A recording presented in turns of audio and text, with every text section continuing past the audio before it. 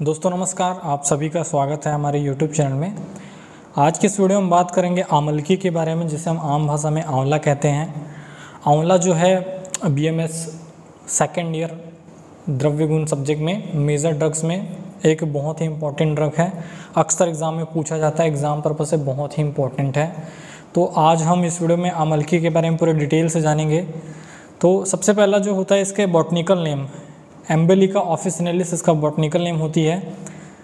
एम्बेलिका ऑफिशिनलिस इसका botanical name होती है और इसका जो फैमिली है वो होती है यूफोर्बिएसी। जैसा कि आप देख रहे हैं, फैमिली इसका यूफोर्बिएसी होती है। अब इसके पर्याय की अगर बात करें तो इसका जो पर्याय है वो कुछ इस प्रकार से है। इसका पर्याय, सबसे पहला पर्याय धात्री कहा जाता है, इसको हिंदी में आंवला कहा जाता है, तमिल में नल्लिकाई कहा जाता है, तेलुगु में इसे उसरिकाई कहा जाता है, मलयालम में नल्ली कहा जाता है और इंग्लिश में इसको कहा जाता है एम्बलिक मायरोबिलम। तो देख सकते हो इस प्रकार से धात्री कहा जाता है इसको। इसके पर्याय साइनोनिम्स हैं। आंवला कहा जाता है, तमिल में नल्लिकाई कहा जाता है, तेलुगु में उसरिकाई कहा जाता है, मलयालम में इसको नल्ली और इंग्लिश में मायरोबिलम कहा जाता है। अब इसकी गण की बात करें तो सबसे पहले आचार्य चरकानुसार और आचार्य सुश्रुतानुसार इसके गण हम देखेंगे। तो देख सकते हो इसके गण में कौन कौन सा आता है। तो सबसे पहले आचार्य चरक जी ने इसको वय स्थापन कहा है। वय स्थापन मतलब, वय मतलब होता है आयु, आयु की स्थापना करता है। जैसे कि आप सभी को च्यवनप्राश की स्टोरी शायद पता होगी कि जो च्यवन ऋषि थे वो मतलब बूढ़े हो चुके थे। तो जब से उन्होंने च्यवनप्राश खाना स्टार्ट किया, उन्होंने च्यवनप्राश बनाया उन्होंने और च्यवनप्राश का सेवन किया। चूँकि च्यवनप्राश जो है उसमें आंवला जो है मुख्य द्रव्य के रूप में उपयोग किया जाता है। तो होता क्या है, च्यवन ऋषि की जो आयु होती है वो पुनः युवावस्था में आ जाते हैं। तो इस प्रकार से जो आंवला जो है वो वय स्थापन में रखा गया है।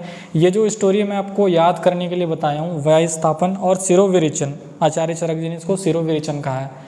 देखिए ये जो आमलिक है, आंवला है, इसका जो वीर्य होता है वो शीत वीर्य होता है। तो शीत वीर्य होता है तो ये पैत्तिक विकारों में उपयोग होता है और पैत्तिक विकार में विरेचन कर्म किया जाता है। तो इसलिए इसको विरेचनोपक गण में रखा गया है। साथ ही साथ इसको आचार्य सुश्रुत जी ने त्रिफला गण में और परुषक आदि गण में रखा गया है। तो इस प्रकार इसके गण की हमने बात कर ली। बात करेंगे इसके स्वरूप के बारे में। तो अक्सर आप सभी ने तो प्रायः देखा ही होगा आंवला। तो इस प्रकार उसका जो वृक्ष होता है 25 से 30 फीट ऊंचा वृक्ष होता है। जैसा कि आप देख पा रहे हो, ये जो इमेज है इसमें देख पा रहे हो, इस प्रकार से इसका फल होता है। अब बात करते हैं जाति की। तो इसकी दो प्रकार की जाति होती है, एक तो वन्य होती है और एक ग्राम्य होती है। एक जो वन में जंगलों में पाया जाता है जिसको हम जंगली बोल सकते हैं, और एक होती है ग्राम्य। तो वन्य जो होती है वो, उसका जो फल है वो छोटा, कठिन और अस्थिल होता है। और जो ग्राम्य है जिसको हम उपयोग में लेते हैं, प्रायः उपलब्ध होता है ग्राम्य आंवला, उसको हम कहते हैं, उसका जो फल होता है वो बड़ा मृदु और मांसल होता है। अब इसके उत्पत्ति स्थान की बात करें तो आंवला तो सर्वत्र भारतवर्ष में पाया जाता है। तो आंवला जो है वो सर्वत्र भारतवर्ष में पाया जाता है। इस प्रकार से सर्वत्र भारतवर्ष में पाया जाता है। इसका रासायनिक संगठन की अगर बात करें तो रासायनिक संगठन में हम देखते हैं, रासायनिक संगठन में फल में जो है, फल में गैलिक एसिड और निर्यास में शर्करा, एल्बुमिन, सेल्यूलोज, खनिज द्रव्य, मुख्यतः कैल्शियम पाया जाता है। इसमें विटामिन सी पाया जाता है जो कि नारंगी से 20 गुना ज़्यादा इसमें विटामिन सी पाया जाता है। तो इस प्रकार इसका रासायनिक संगठन हो गया। ये मुख्य रासायनिक संगठन है इसका। और भी अन्य द्रव्य पाए जाते हैं, अन्य जो केमिकल है वो पाया जाता है। इनमें से जो विटामिन सी है, खनिज द्रव्य में कैल्शियम है, गैलिक एसिड है, ये मुख्य रूप से आंवला में पाया जाता है। अब इसके गुण की बात करें तो इसका जो गुण है, गुरु, शीत और रुक्ष है। गुरु मतलब जो है ये हैवी है और शीत मतलब ठंडा है और रुक्ष ड्राई होता है। तो रस की बात करते हैं। रस जो होती है ये बहुत इंपॉर्टेंट चीज़ है। इसका जो रस है इसमें पंच रस होता है। इसमें लवण को छोड़ के सारे जो पंच रस हैं वो पाए जाते हैं, देख सकते हैं। और ये अम्ल प्रधान होता है। इसमें अम्ल रस जो होता है वह प्रधान मात्रा में पाया जाता है। तो इस प्रकार से इसका, एक सेकेंड, इस प्रकार से इसका जो रस है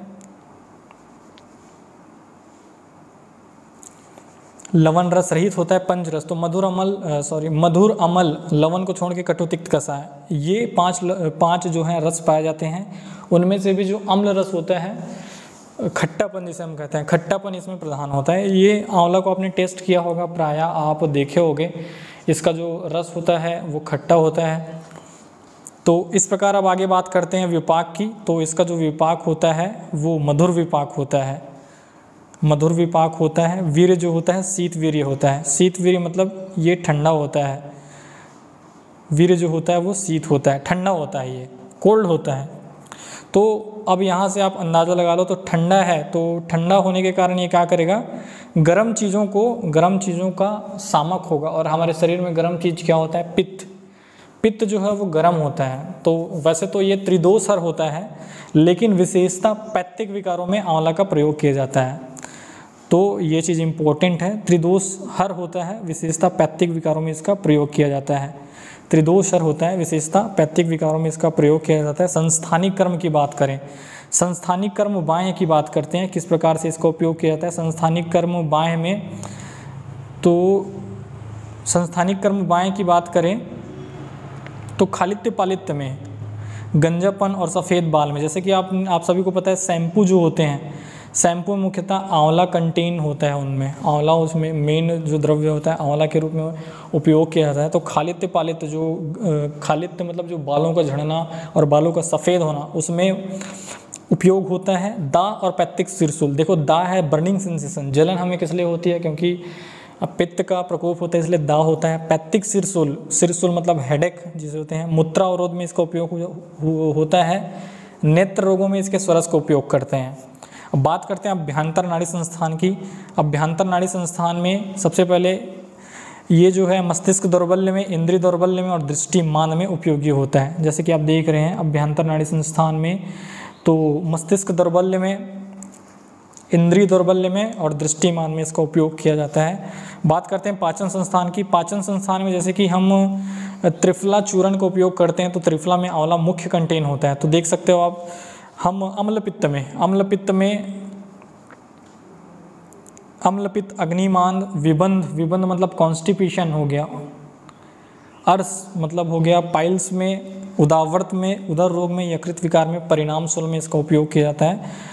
संस्थानिक कर्म पाचन संस्थान की हम बात कर रहे हैं, तो अम्लपित्त, अरुचि, अधमान, विबंध, अर्श, उदावर्त, उदर रोग, यकृत विकार और परिणाम शूल में दिया जाता है। बात करते हैं रक्तवात संस्थान में, तो ये रक्तपित्त और रक्त विकार में प्रयुक्त होता है। तो आप देख सकते हो रक्तपित्त और रक्त विकार में प्रयुक्त होता है। और साथ ही साथ हृदय रोग में भी प्रयोग होता है। हृदय रोग में, हृदय संबंधित जो रोग है उसमें प्रयुक्त होता है। श्वसन संस्थान की बात करें, श्वसन संस्थान में ये श्वास काश यक्ष्मा में उपयोग होता है। श्वास काश यक्ष्मा मतलब होता है हमारा ट्यूबरकुलोसिस, राज यक्ष्मा। तो जितने भी ड्रग्स बीमारी हैं, जितने भी ये जो डिसीज़ हैं, इनको हम रोग निदान जब पढ़ेंगे तो डिटेल से जानेंगे, इनके सिम्टम्स क्या होते हैं, इनके निदान पंचा के बारे में डिटेल से जानेंगे। तो श्वसन संस्थान में ये काश, श्वास और यक्ष्मा में उपयोग होता है। मूत्रवत संस्थान की अगर बात करें तो मूत्रवत संस्थान में मूत्रकृच्छ और पैत्तिक प्रमेय में उपयोग होता है। तो देख सकते हो आप, मूत्रकृच्छ और पैत्तिक प्रमेय में उपयोग किया जाता है। तो मूत्रवत संस्थान यहाँ पे, तो मूत्रकृच्छ और पैत्तिक प्रमेय में उपयोग किया जाता है। प्रजनन संस्थान की बात करें तो प्रजनन संस्थान की अगर हम बात करें तो ये जो है शुक्र में प्रदर और गर्भाशय दौर्बल्य, शुक्र में प्रदर गर्भाशय दौर्बल्य में इसका प्रयोग किया जाता है। इस प्रकार से शुक्र में प्रदर गर्भाशय दौर्बल्य में इसका उपयोग होता है। त्वचा की बात करें तो ये कुष्ठ में, विसर्प में आदि चर्म रोगों में, कुष्ठ विसर्प आदि चर्म रोगों में इसका उपयोग होता है। अब तापक्रम की बात करें तो तापक्रम ये जो है शीत है, तो शीत अपनी शीतलता से ठंडी चीज़ों का समन करेगा। तो तृष्णा में, तृष्णा मतलब हो गया प्यास में और दाह में और जीर्ण ज्वर में इसका उपयोग होता है। तृष्णा, दाह और जीर्ण ज्वर में उपयोग होता है। सात्मीकरण, इसकी बात करें सात्मीकरण की, तो सात्मीकरण की बात करें तो ये दौर्बल्य में, क्षय मतलब ट्यूबरकुलोसिस, क्षय, राज यक्ष्मा, ये सभी ट्यूबरकुलोसिस के पर्याय हैं। तो 6 रोगों में इसका उपयोग किया जाता है। साथ ही साथ शोथ में किसी प्रकार की स्वेलिंग हो उसमें इसका उपयोग किया जाता है। और ये दौर्बल्य होता है, सात्मीकरण दौर्बल्य होता है 6 रोगों में, और शोथ में इसका उपयोग किया जाता है। प्रयोजांग की बात करें तो प्रयोजांग सिंपल सा बात है, इसका जो फल होता है वो विशेषता उपयोग में लाया जाता है। तो इसका जो फल है वो प्रयोग में लाया जाता है। प्रयोजांग इसका फल होता है, जैसे कि आप देख रहे हैं फल का उपयोग किया जाता है। और इसकी मात्रा की बात करें तो सबसे पहले चूर्ण के रूप में अगर हम लेते हैं तो चूर्ण के रूप में अगर लिया जाता है तो इसको 3 से 6 ग्राम की मात्रा में लिया जाता है। और स्वरस के रूप में लिया जाए तो इसके जो आंवला स्वरस, आंवला जूस जिसे हम बोलते हैं, आंवला जूस की मात्रा होती है 10 से 20 ml और चूर्ण की मात्रा होती है 3 से 6 ग्राम। इसके विशिष्ट योग की बात करें तो जैसा कि आप देख रहे हैं इसका विशिष्ट योग है, इमेज में भी आप देख रहे हो, धात्री लव है, च्यवनप्राश सबसे पहला मोस्ट कॉमन तो इसका योग है च्यवनप्राश। च्यवनप्राश में आंवला मुख्यतः उपयोग किया जाता है। तो उसके साथ साथ ये हो गया अपना धात्री लव में इसका उपयोग होता है, जैसे कि आप देख रहे हो धात्री लव, धात्री रसायन, ब्रह्म रसायन और च्यवनप्राश में इसका उपयोग होता है। तो ये हो गया ब्रह्म रसायन और ये च्यवनप्राश। तो ब्रह्म रसायन और च्यवनप्राश में इसका उपयोग किया जाता है, जैसे कि ये हो गया ब्रह्म रसायन और ये हो गया च्यवनप्राश, तो इसमें इसका उपयोग होता है। तो इस प्रकार से आंवला जो है वो कंप्लीट होता है। तो वीडियो अगर आपको पसंद आई हो तो वीडियो को लाइक करिए, चैनल को सब्सक्राइब करिए और अपने दोस्तों के साथ इसको शेयर करिए। आंवला जिसका बॉटनिकल नेम है एम्बलिका ऑफिसिनालिस यूफॉर्बिएसी इसकी फैमिली है।